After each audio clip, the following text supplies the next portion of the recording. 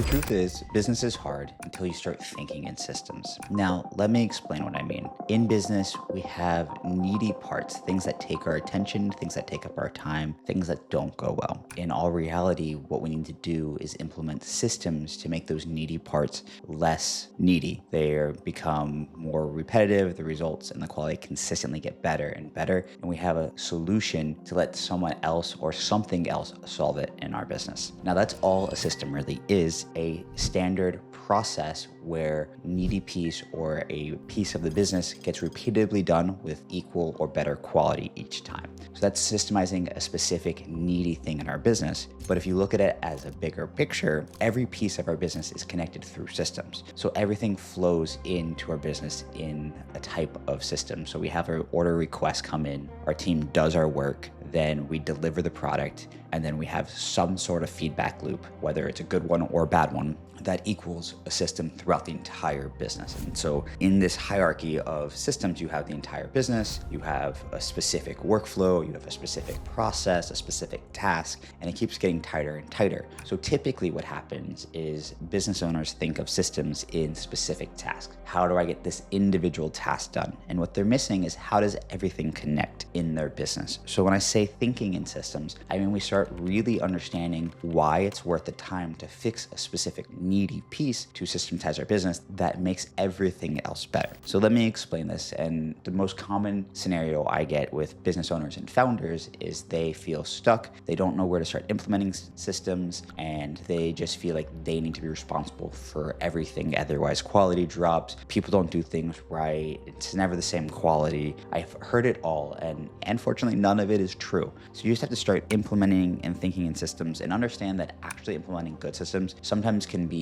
harder the first time, but then the rest of it is easier. So let's take some examples of quality and just actually recreating a product. So usually founders for small businesses, one of the constraints we have is that there's resources. So maybe we have 2 or 3 clients and we can't really afford to hire someone yet, but we can't grow the business until we hire someone. What do we do before we can afford it? And I always say, start with the needy piece of your business. What do you wish you could replace? Most people, you can just start with a contractor, or you can automate or just completely eliminate the task if you want. So typically what we do is we look at where is my time going? And I tell my team members to do a time study, but to simplify it, the easiest thing to do is think about what have I done the most last week? Where was most of my attention gone? And then what do I like doing the least out of that? Then we start looking at how to get rid of that. And the biggest thing in how systems actually work is don't let just space fill up the extra time, but now what do I want to do with that extra time? So let's quickly simplify this for a second. When we're talking about solving systems in our business and thinking in systems, we need to think of what do I not want to do? What's taking the most time? What's the needy piece of my business? And step 2, if I solve this, what could I be doing in another part of my business? Where could I actually grow the business? Now, to actually think about this, if I solve this, will I be able to increase revenue, lifetime value, reduce risk in my business, or recapture my time? If the answer is yes to any of those, you have a good problem. Now you have to ask yourself one more question. Is solving this worth the savings that I will get? For example, if a problem can be automated, but it takes an entire day, maybe you're working 10 hours a day, it's 10 hours of resources. Whatever that cost to you is 10 hours. So will that buy back more than 10 hours in the future? And a lot of times what people don't realize is that's buying back 4 hours a week, 5 hours a week, compounded over a year, compounded over 10 years. So it's amazingly worth the amount of effort and time and resources you put into it. And it's usually much cheaper than you think to solve that constraint in your business. That's where systems really start compounding like capital. As we start solving one and regaining 5 hours, then we can start looking at what are we going to solve next. So I have an Inc. 5000 company with 75 employees. Every 3 to 6 months, I go super deep into a specific system. Now I'm very lucky that I don't have to work very long on that business anymore because I have really good leadership and they've been trained to solve their own constraints. So I have pretty much bought my way out of that business while still maintaining ownership and leadership in the company because I put in the right systems in place. And so that's what what I want you to do.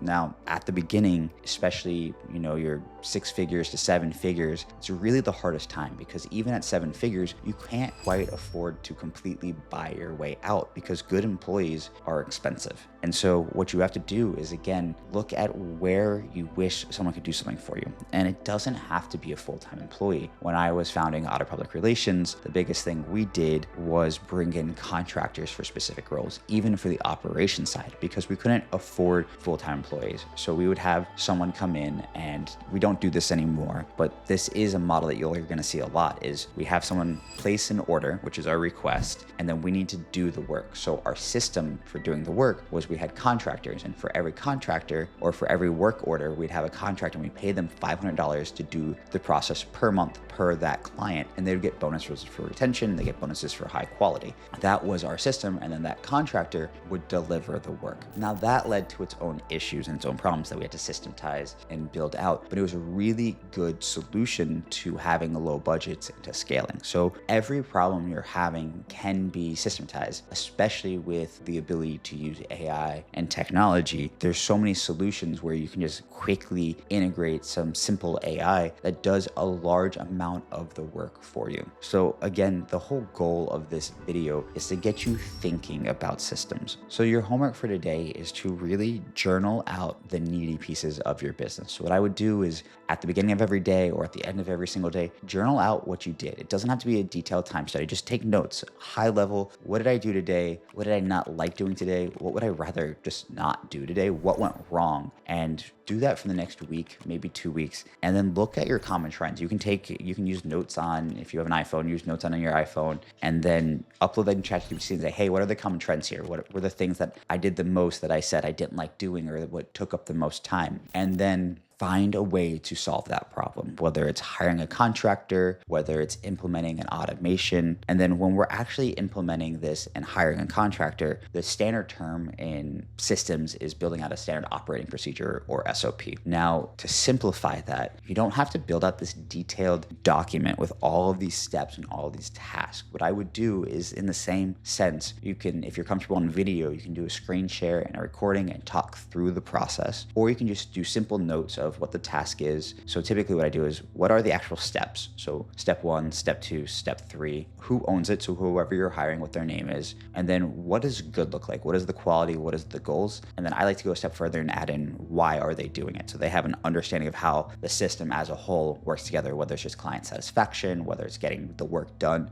We're just educating these people on how they fit into the business is key. But that can all be done on Notepad, and it could be as simple as, you're going to upload YouTube videos. You need to grab the file from our project management software. You need to then upload it every Monday at 2 p.m. You need to write a caption, or you need to write a title, you need to write a description, you need to add tags, whatever that looks like. You give them the steps, and then you say what good looks like. So for our channel, on average, we get 10,000 views. So if a video is under 7,000 views in the first 3 weeks, there may have been a problem with the upload, so that it doesn't look good. And then one of the key things that I mentioned earlier about a full system is, them uploading that video is the delivery, but the feedback loop would be maybe what the actual results are. So they have an auditing process to get that feedback loop. But also, as a business owner and as a founder or as a business leader, ideally the first couple of times we're doing a quality check. So there's a feedback loop in there so they can learn what good looks like. So it is additional work to bring on these people. However, after a week or two, they should be doing a pretty good job, and then you don't ever have to worry about that needy piece of your business again, as long as you continue a good relationship with that contractor. So again, homework is just start journaling the needy piece of your business for the next week or two. Pick one, only one, and start looking at ways you can solve that solution, maybe just by documenting what you're currently doing, and then looking for some help or looking for a way to automate it. Now, if you found this video helpful, I have a whole bunch of freebies down below as part of the Founder Systems AI course and community. The freebies are obviously free and include time studies, SOP templates, a lot of the pieces we talked about, looking at how to systemize your business. If you want more additional help and to join a community of leaders that are already implementing systems into their business, make sure to check out the Founder Systems AI course down below as well.